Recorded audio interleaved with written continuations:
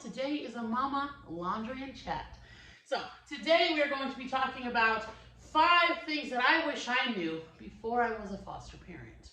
Now, I've been a foster parent for almost 3 years, so I do have experience. I have had 10 kiddos come through my home, 12 if you're counting respite care, but I've cared for a lot of kids. I now have the experience of all of these different cases and dealing with, the system, caseworkers, all of the paperwork. So I'm here to tell you the 5 things that I wish I knew before I was a foster parent. Also, if you are new here, please hit the subscribe button. I talk about something different every single day. I'm hoping to continue this into May, but we'll see. All right, let's jump right in. So I have my little notepad over here. So if you all see me looking at my notepad, that is what I have here. I had to write it down because sometimes it's hard to get everything off my brain. Okay, so the first thing that I wish I knew before becoming a foster parent was that you are never, ever going to be the same person that you are before you are a foster parent. Never. Now this is a good thing. I think it's a good thing because foster care changes our heart. It changes who we are as a person. It changes our families. It changes our extended families, the people around us. So it is a good thing, but it's also a very hard thing. Something that you're going to go through that will change you to your core. It'll break your heart. It'll bring you happiness. It'll bring you tears. It'll bring you all of those things. Because foster care is definitely not for the faint of heart. No, it's definitely not easy. And honestly, you don't know if you can handle it until you do it first time. Until you take on a child and you love on them and you treat them as your own, and then you send them home. Then you know if it's for you or not. I have done this 10 times and I can still tell you that I still cry and think about crying every time I think about when my kiddos leaving or when they left. I still think about kiddos who have left my home. So that's something that you're going to hold on to for the rest of your life. It will challenge you, it will change you, it will inspire you to be a better person, all great things, but it'll also crush you. Don't forget those words. Foster care will crush you. Not just the kiddos, but the system itself will crush you. It's not everything that you think it's going to be. Now, you can make it an amazing thing, and we have, and I've had amazing caseworkers and such, but the stories I have heard will crush you. Last thing I will say about that is that the reason it changes you so much is because you're going to see and hear things that you never thought you were going to hear and see about a child. Some of these children have been through more in their lives than you have in their short little lives. That's crazy. They've been through more trauma than you have in their short little life. And that will change you. Seeing their emotion will change you as a person. All right, number 2, you aren't just helping a child physically. You're helping their mind, their body, their spirit, their whole being as a person. You are taking that on. You are taking on the responsibility of that whole child's being. It's already hard enough to be a parent, right? For some of you that are parents going into foster care, it's already hard enough to be a parent, keeping up with their appointments and making sure their mind, their body, their spirits are nourished correctly. Now, take on a child who just experienced trauma and think about how you would navigate that. It's very hard. It is very hard to do. But that is why we are here, and that's why we need good foster parents, because we need someone who's going to step up and not only just take care of the child, but take care of that child's whole being. Their mind, their spirit, everything about them. These kids are coming to us broken-hearted from leaving their families, broken spirits from being torn out of situations, and sometimes with broken bones. So it is up to us to literally step in immediately and help that child, be there for that child with no judgment, and just be a nice, safe spot for them to lean on. And I'll tell you what, it is the most emotional roller coaster you will go on, but it's also something that as the time goes on, it is gets easier and is more worth it. You have to be the one to put that timeless emotional support into these children. And that's something I didn't realize. I didn't realize how much you would have to be doing. You think, oh, I'm just going to take care of this child. Good to go. I'm going to be a mom to this child. I'm going to love them through this. Good to go. Oh, no. Oh, no. Way more comes with that. Way more comes with that. You're supporting the child. You're supporting their family, even though you don't think you are. You are, by just supporting that family. You are a part of a huge picture. That's for sure. I have had kids come to me, you know, very emotional, crying for days. I've had kids come to me broken, and I've had to take them to appointments after appointments after appointments.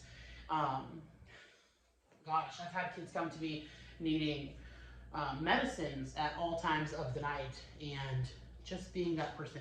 It's a lot of work, and if you can't commit to all types of children, not just healthy ones, all types of children, you gotta really take a look at what you're doing, what you're thinking about doing, because a lot comes with being a foster parent. Number 3, this is super important. You're gonna need help. You are gonna need help. Me and Chris are some stubborn mom and dad. We think we got this covered, right? We have been experienced. No, you're gonna need help. You're gonna need what they call a village, which is very hard to find, but in foster care, you're gonna need that village. That kid needs the village. So you're gonna need, you know, the CASA worker to help you. You're gonna need the Adwaita. You're gonna need your caseworker. You're gonna need your agency worker. You're gonna need your family, your friends, all of them to pour into these children. And most importantly, you are gonna need support. You physically, mentally are gonna need support. You're gonna need a seasoned foster mom that has been through it. If you can find it, it's very hard to connect with somebody, but they are out there. And if you have not found one, hit me up on Instagram. I will love to speak with you about this. You're going to need that support system as well, because we are all trying to be a beneficial part of this child's life and not bring any more trauma or stress to their lives. And so you're going to need all of the help that you can get. So some things in my area that I did not know about until I became a foster parent is foster closets. These are closets that families in the communities donate their kids' stuff they grew out of. This is everything. Everything you need from a baby for a baby. Literally from down to nail clippers, you know, pacifiers, passy holders, car toys, all the way up to big things like cribs and strollers and pack and plays. They literally have everything. It's like you're walking into a Babies R Us, but it's all secondhand, and it is all free to foster parents. It is usually ran inside of a church as their like nonprofit, but it's ran by donations from the community or from other foster families, and it is amazing. I've utilized it with every kid because you know kids don't come with much, and so I will make the call like, hey, this child is 18 months old, I need clothes, I need jammies, and they will send you, or you can go shop there. You can go shop there. I keep saying send you there because with COVID, they were shopping for us. But now you can go there and you can buy, and I'm sorry, you can go there and get anything you need. You just walk in, you sign your name, and you shop. Just like you would at like Babies R Us. For clothes of that child's size, toys, bikes, all of those things. And every foster closet I have been to in our area, they also give you like a case of diapers and wipes to get you started in formula. But it is an amazing resource, especially because when getting some kids, they're not coming with much. And so we're having to buy every single time. So I've had 10 kids that's buying everything every single time. It helps to have a little support, right? Even if it's 5 outfits and 2 jammies, even if it's 2 pairs of shoes, a crib, you know, a baby carrier, it's very helpful for us foster families who are putting in the timeless work for these kids. So that is an amazing thing in our community. There are groups, like life groups for foster parents, foster mama meetups. You just gotta look them up. I usually hit up Facebook or Google search, and you can meet up with other foster families that are going through the same thing that you are, which is really amazing. Other than that, you can get in contact with our local church, and they host foster care events. We have been to, you know, like fall festivals for the foster kids where they treat us to like dinner and they give jackets to all of the kids, or there's a Christmas party where they treat us to lunch and then they give all the kids presents from Santa. Just amazing things. And then around the holidays, there's also resources for kids. Toys for Tots is one. Usually your workers will help you get on that. Your agency will provide gifts and things like that. So many resources for you to look into. You just gotta go look for it. All right, number 4.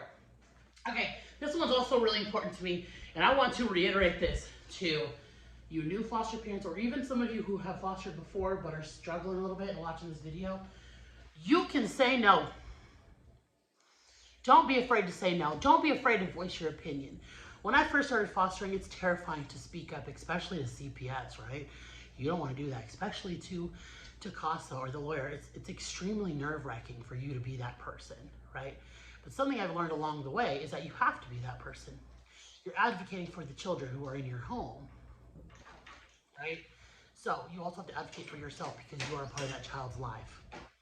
So you have to be able to say no. So for instance, in that case, like when you get a call and this child's just not gonna fit with your home, or you think you can't handle it, say no. Because there will be a foster family who can take care of that child. Now, the biggest thing I would tell you of when to say no or when to voice your opinion is something that's gonna affect your whole life. So when you get a child, they plan a visitation with the kid. They'll say, your visit's Monday at 3 p.m. So for the first one, all right, I'll be there. But you know what? After this, I can't make Mondays. I can do any other day but Monday. And usually they will adjust and say, okay, this foster parent can do that.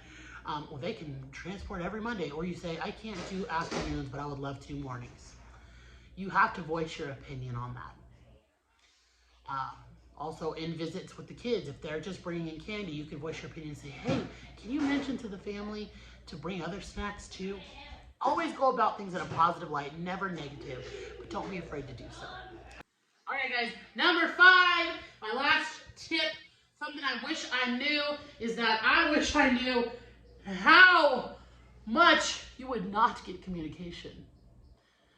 The lack of communication in foster care. So you're taking on these children into your home, yet nobody wants to get you in on everything. So you gotta kind of hear it down the line. You gotta hear it from the CASA worker. You gotta get snippets from the caseworker. I didn't realize that, right? From the first call you get, hey, we have a 2-year-old girl.